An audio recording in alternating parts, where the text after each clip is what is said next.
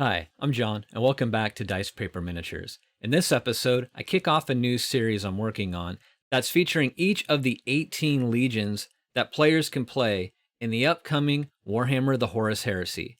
Now, the framework I'm using for this series is basically looking at what the Warhammer community is presenting in each of these 18 articles. The lore, the general look and feel of the legion, and of course, its rule mechanics that they're willing to tease at this point. And then maybe down the road, I might have a follow-up as to how accurate I think that these articles presented each of the individual legions. But that would be a series for another time. All right, so again, that's the premises or framework for this series. I'm really excited to get started. In this episode, we have the boys in blue. That's right, we have the Ultramarines. So with that, let's begin.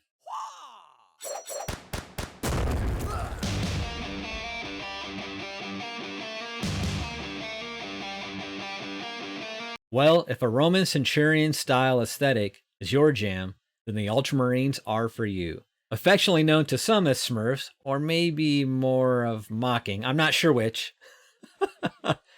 One of the two. The Ultramarines are probably the most stereotypically well-balanced Space Marine. They embody pretty much everything of what is to be expected of a Space Marine. So there is that. So what does set the Ultramarines apart? Aside from the typical benefits gifted to a Space Marine, the Legion as a whole, their big thing is logistics. Now, before you laugh, that's actually important when you're trying to keep control of an entire, galaxy-wide army and keep everything running from supply lines to rebuilding the civilizations you've, conquered. I mean, welcomed into the Imperium. That's what I mean. Yeah, that's what I mean. Welcoming in. You know, if for some reason you blew up a building or a city or an entire continent, but hopefully not the planet, because if you did that, you can't rebuild it, right? But, assuming there was still a ball of dirt left in space, they're the ones you want to be taken over by because they'll rebuild your entire civilization. Again, maybe not the way you had it, but from their perspective, it'll be an improvement. And from their perspective, I guess that's all that really matters. So there's that too. All right. So yeah, being a superhuman warrior is great, but have you tried logistics? See what I mean? It's the new trend fresh out of Macrage. And if actually reviving the worlds you conquer, rather than just building walls and calling it a day, or just blowing it up entirely, sounds like a good idea to you, we'd like to introduce you to the Ultramarines. We've been taking a look through all of the Legiones Astartes lately in the run-up to the Warhammer the Horus Heresy's new edition and giving all of them a nice balanced review. Oh yeah. Sort of. Even the ones that weren't, well, a little concerned about. This time, it's the turn of Ultramar's finest, or as they'd call themselves, the Bestus Marini. Yeah, they probably would call themselves that. But most of us just call them the Smurfs. So here is an awesome shot of Roboute Guillemot himself. This is a really cool piece of art. Like I was saying, they have definitely kind of the aesthetic of a Roman centurion vibe. Just how it is. So if that's your thing, you'll probably really like the Ultramarines. They are kind of the epitome, as I was saying, of Space Marines. Anyways, plans are great. We love plans, but sometimes you plan so hard you miss the Unification Wars and have to make up for lost time. See, while everyone else was blowing techno-barbarians to bits, yep, the Warborn were busy scooping up the best recruits they could find from all over Terra, and only saw the first engagement alongside the Imperial Fists and Luna Wolves during the first pacification of Luna. After spending a long time remaining low-key, the Ultramarines' big break came when they got a crash course in Macrage-style logistics, becoming one of the largest and most well-organized legions practically overnight. Only the Luna Wolves conquered more planets during the Great Crusade, and none left their conquest in such good condition. So here we have the Primarch himself, Roboute Guillemot, and this one was painted by another content creator, Silva from Silva Paints. I think it's a great sculpt. It's not so action-oriented as some of the other Primarchs are, but it really speaks to the character, not only of the Legion, but specifically of Roboute Guillemot, and kind of delegating how people should walk and rank and flank and, how to load up their bolter and things like that, amongst other things, I'm sure. But maybe making another Space Marine chapter 10,000 years later, or conspiring to not be heretical, but to put maybe some of your other Primarch brothers in charge, just in case the Emperor were to die. So not heretical at all, just planning, right? It's just logistics. You gotta be prepared for all those contingencies, contingencies, not heresies. All in how you phrase it. By the end of the Great Crusade, the realm of Ultramar encompassed hundreds of planets and provided a constant stream of high-quality recruits. In fact, the Ultramarines grew so large, insert line from The Office here, that they had to create a whole new level of organization called a chapter, which we have a weird feeling will come in handy later. Yeah, so here's an example of another content creator's take on the army out of the new Horus Heresy box set. This one's from Zorpazorp, specifically Lachlan. This guy is a machine. Like, he makes incredible terrain boards and whatnot on his channel. I highly recommend it. And to have time to still like pivot and do an army, which, as I understand it, was a pretty short notice for the Warhammer Fest event, which is where they kind of did the official push for the Horus Heresy. These look great. Like, super awesome. So, yep, good stuff. As for the rules, the 13th Legion's gene seed was noted for instilling its recruits with supremely balanced military minds, vigorous one moment and cautious the next. They employed the strength of wisdom to fight as one cohesive whole, combining firepower with nearby comrades to destroy the enemy piece by piece. So here we have strength of wisdom. When rolling to hit for a model with this special rule as part of a shooting attack, add +1 to the result of the roll if the enemy unit targeted by the attack has already been the target of another friendly unit composed entirely of models with this special rule in the same shooting phase, and if the attacking model is within 6 inches of a model from that friendly unit. This does not affect attacks made with blast or barrage special rules. That last disclaimer is a bit of a bummer. It probably was that way initially, but in playtesting, it's kind of broke. That also being said, it's cool and flavorful, and it fits the idea of your entire army working as one cohesive unit, focusing fire, which is thematic. It makes sense. But the way the game works, I'm a little concerned just how often this mechanic will come into play. Unless just every unit has this strength of wisdom, but it doesn't say infantry, it just says model with this special rule. So, or models. So it doesn't have to be infantry, so it could be your vehicles, your dreadnoughts, your infantry, right? It could be a number of models. So there is that. So it really just comes down to if you like to play your units tight together, you can really focus fire and burn down the opponent quickly. But if there's objectives that spread your army kind of wide, that could be a problem for this mechanic to be successful. And it doesn't seem to stack, which would be really cool. But the way rules is written, I don't think this is stacking. It's just going to be a +1 to the result of the roll if the enemy unit targeted by the attack had already been targeted by another friendly unit. So they'll probably put out like an FAQ that says it doesn't stack, because if it did stack, that would be bonkers. All right, let's carry on. Ultramarine commanders devise battle plans like Space Wolves have feasts. Nothing wrong with that. So their armies always have a plan B, C, and D. With a good solid radio and the Logos Lectora to hand, the eminently adaptable 13th Legion can run when they need to, shoot when they need to, and get stuck in when they need to. Rite of War, the Logos Lectora. At the beginning of each turn in which the controlling player of a detachment using this Rite of War is the active player, that player may select one of the Logos Lectora commands that follow, but may not select the same command twice in a row. However, each command may be selected more than once in a single battle, as long as it is not selected twice in a row, without a different Logos Lectora command being selected before any command is repeated. The effect of this command are applied to all models in the army with both the Legiones Astartes Ultramarine special rule and the infantry unit type. and lasts until the start of the controlling player's next turn as the active player. So it is just infantry specific. Okay. And here are the different logo selectora commands.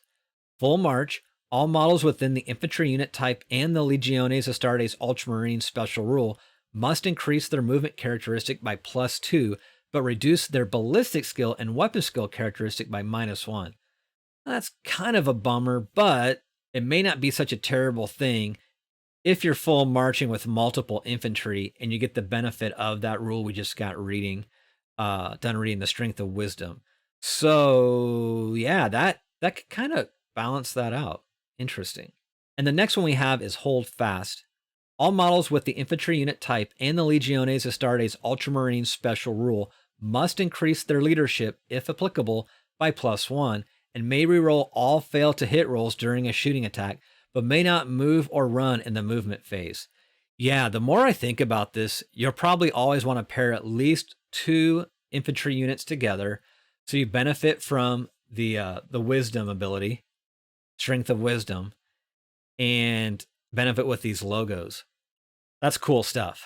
And the one after that is now Retribution Strike. All models with the infantry unit type and the Legiones Astartes Ultramarines special rule must increase their weapon skill characteristic by +1 and gain an additional bonus of +1 to any charge rolls they make, but must reduce their ballistic skill characteristic by -1. Whew, that is also very cool. Then the final logos is the Regroup. All models with the infantry unit type and the Legiones Astartes Ultramarines special rule may reroll failed leadership tests made to regroup while falling back and any failed reserve rolls. You know, honestly, just initial reactions. I know it can be easy sometimes to dismiss the Ultramarines because they're just kind of like the vanilla Space Marine. But I think these abilities are pretty well, at least well considered. And on paper, they seem like they're going to take a little bit more time as far as getting enough games under your belt to really dial in how to make these work for you. But I think this is one of those ones where the floor is not necessarily super low as far as ease of new players coming in. A new player comes in, if they do it wrong, they're not going to just like completely bottom out, right? But I do think if you go into this with a very strict game plan and are really good tactically on the fly, this could be one of the higher ceilings. Like if you play it right at a higher level, the reward is definitely going to be greater, I think, with the Ultramarines. I think it's a little tricky to know without knowing some of the other rule sets, but I think there's a lot of potential with the Ultramarines for sure. And here we have the Forge World Primarch Rabute Guilliman again, which also really well painted. And I like this angle in the photo a little bit more. This really kind of highlights the statesman aspect of him, I think. And the homeworld again, Macrage. Or Macrag. Some people say Macrag, some people say Macrage. Some people say decals, some people say decals. Just saying. I know, but the Brits are going to say, yeah, but it's our language and we say it the right way. I got it. And to that response, I say aluminum. Aluminium. Who says that? All right. You don't need to grow up on a vicious death world or miserable mining colony to become a great leader. Just ask Rabute Guilliman, or Rabute Guilliman, or Robert Gurleyman. I mean, it's a funky name. Let's be honest. All right. Who got to stretch his legs among the nobility of beautiful Macrage before the Emperor came knocking? Yes, his adoptive father was killed in a violent rebellion, and yes, he had to quash constant incursions from mountain-dwelling wild folk, but it certainly beats having to throttle a giant silver serpent to death before breakfast. True story.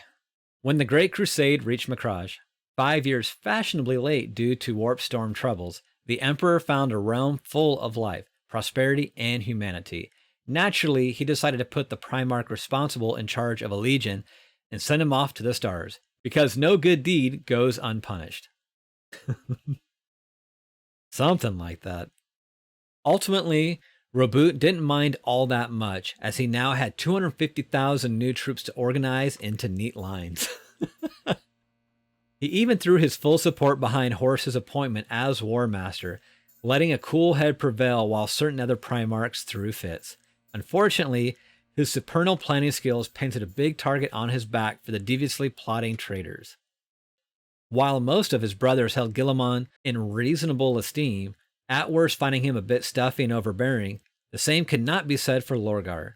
Due to some trivial thing to do with their favorite city being annihilated by the Ultramarines on the Emperor's orders, the Word-Bearers harbored a grudge against the 13th Legion that boiled over in a cowardly ambush at Calth.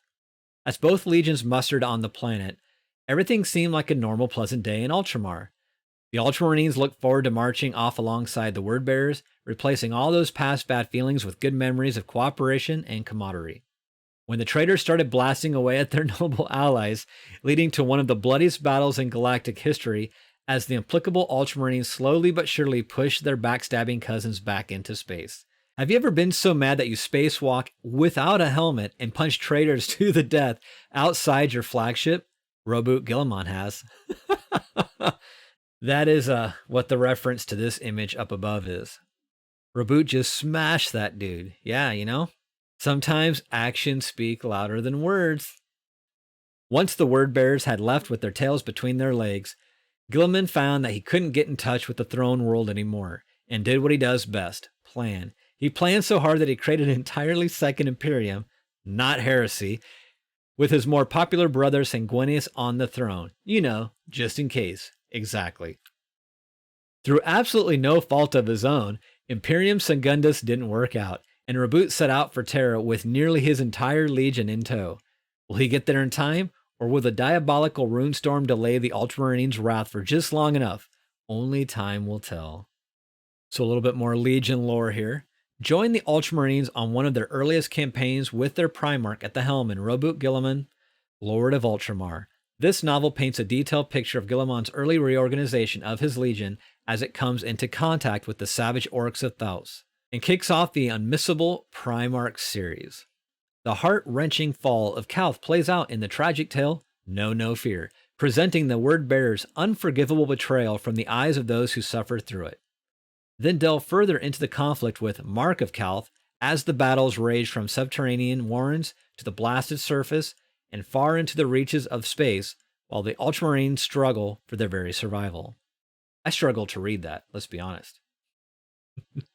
All right, so yeah, and then of course a painting guide.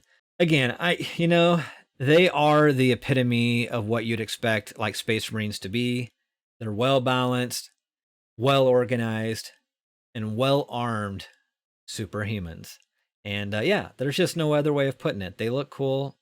Obviously, as far as the lore goes, they get the job done typically.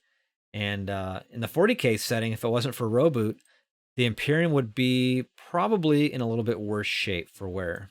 Or maybe not. Maybe it's all just going to be a humongous plot twist and Roboute is like Horus the Second Coming and Primaris Marines are actually going to be traitors. But regardless, that's 40k. We're talking 30k.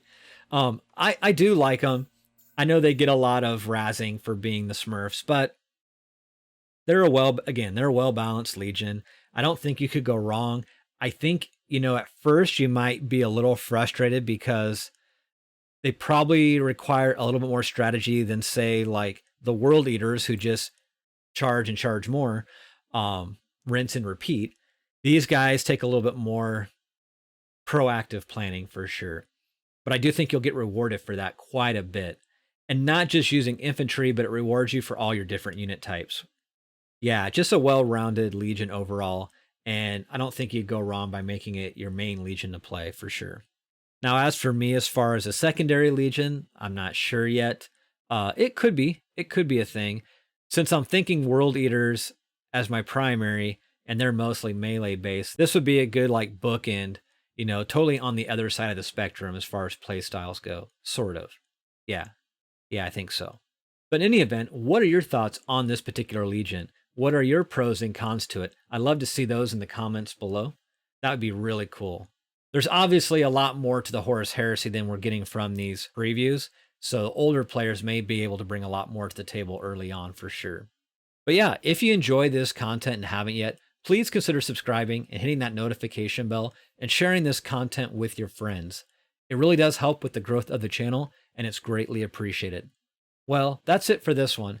But don't forget, I do have other videos focusing on the other rule teasers for the other 17 legions, then I would definitely like to get your feedback on those as well. So with that said, as always, I hope you're doing well, be safe, take care, and I'll see you all again soon. Bye-bye.